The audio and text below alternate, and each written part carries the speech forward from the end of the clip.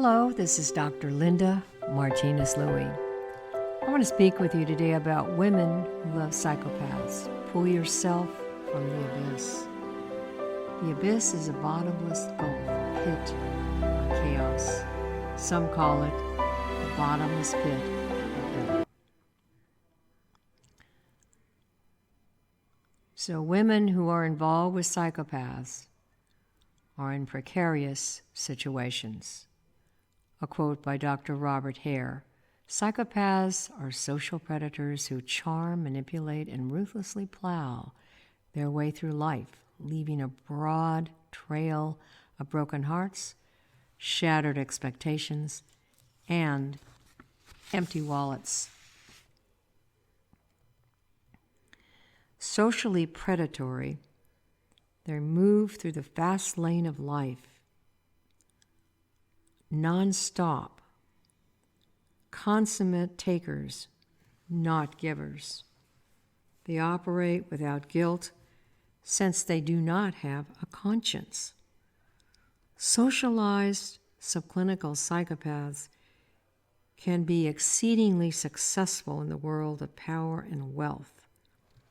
They have convincing charm and skills of manipulation and deception. And they enter many fields. They can be attorneys, physicians, executives, in the government, you name it. What they have in common is that they cannot be trusted. They are unforgiving predators.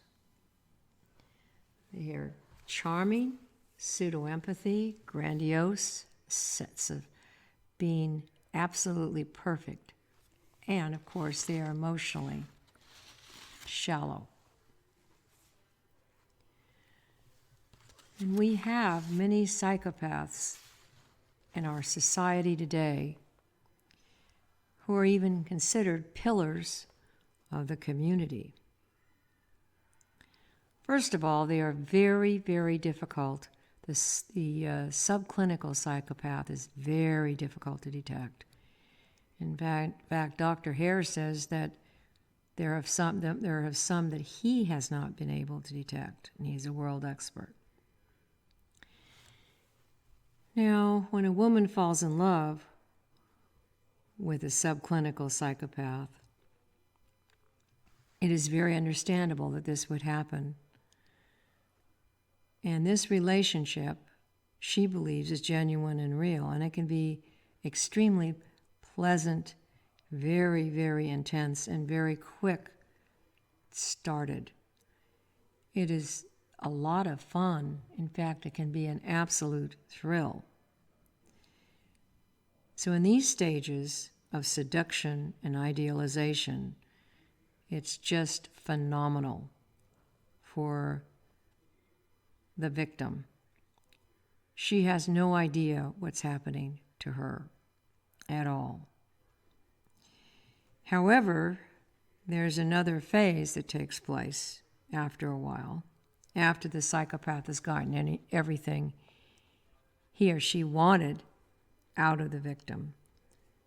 Then you begin to see the other side of the psychopath.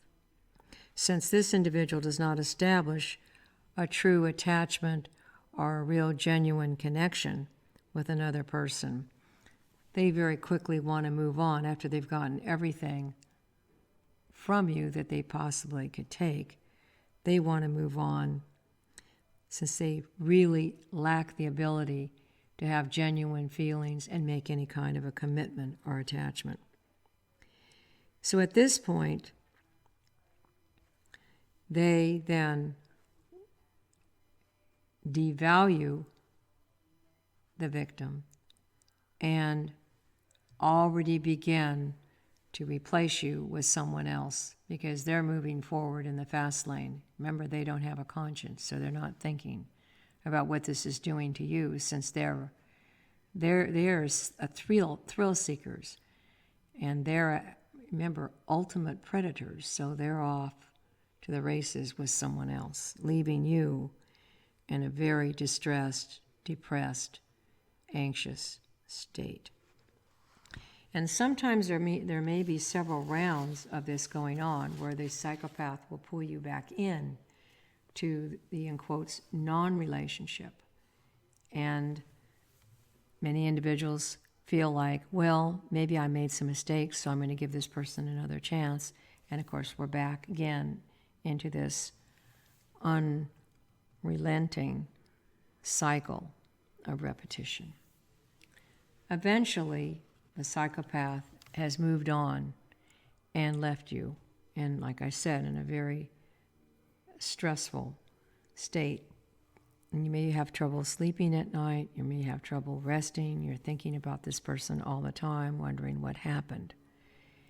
There comes a point when you realize that this is over, that this person is not coming back to you, and that you have to deal with it on your own. But remember, you're not alone. You're not alone. First of all, there's a lot of really good information about these kinds of non-relationships.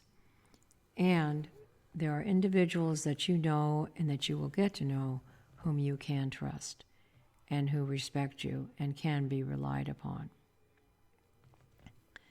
What's really important is that you put yourself first, that you take care of yourself, that you learn how to self-comfort, and that you go into certain kinds of practices each day that will help you. Get the nourishing food that you need, hydration, keeping the blood sugar balanced, get the sleep that you need and deserve, resting, exercise that works for you, and then creatively, unedited writing is one of the best things you can do with the pen, letting the thoughts and the feelings flow through the pen in your writing.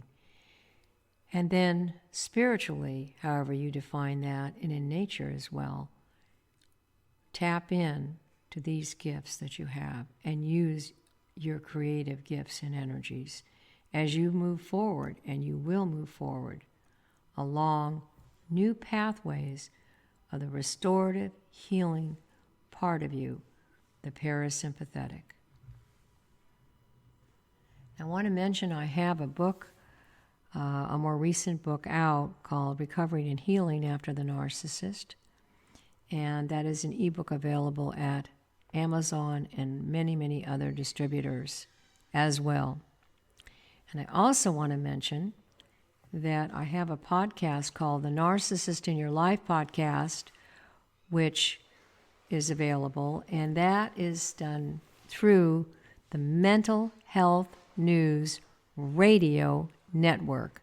This network was began by incredible CEO Kristen Sunanta Walker, and she has put this amazing network together.